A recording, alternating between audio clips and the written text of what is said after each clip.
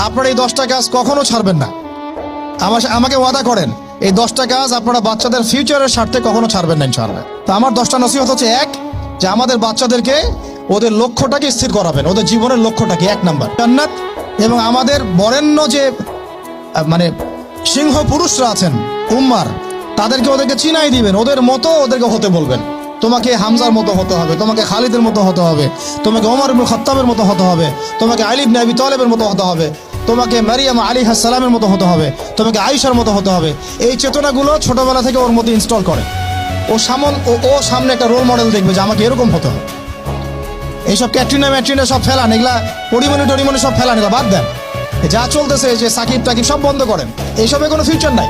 এইসব ফিউচার হয়তো দুনিয়াতে কিছু দিতে পারে, কিন্তু পরকালে আল্লাহ পাকের আযাব গজব থেকে বাঁচার কোনো অপশন নাই।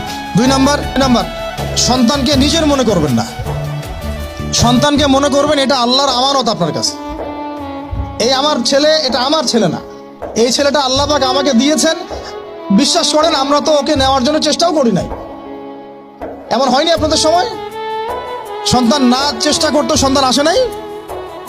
কোনো ক্ষেত্রে এমন হয়েছে সন্তান নষ্ট করার মানুষ চেষ্টা করছে, তাও সন্তান আল্লাহ দিয়েছেন। সন্তান আমার না, সন্তান আল্লাহর দেওয়া, আমার কাছে আমানত। একে যদি আমি সুসন্তান রূপে মানুষ না করি, আগামী দিনে ওমর না বানাই, তাহলে আল্লাহ আমাকে ধরবে। That's all. 1 নাম্বার, সন্তানকে ওর গন্তব্য চেনাবেন, ওকে আমাদের সিংহ পুরুষদেরকে পরিচয় করাই দিবেন, ওর মতো তাদের মতো হতে বলবেন। এবং সন্তানকে আপনি নিজের মনে করবেন না, সন্তানকে মনে করবেন আল্লাহর দেওয়া জাস্ট একটা আমানত।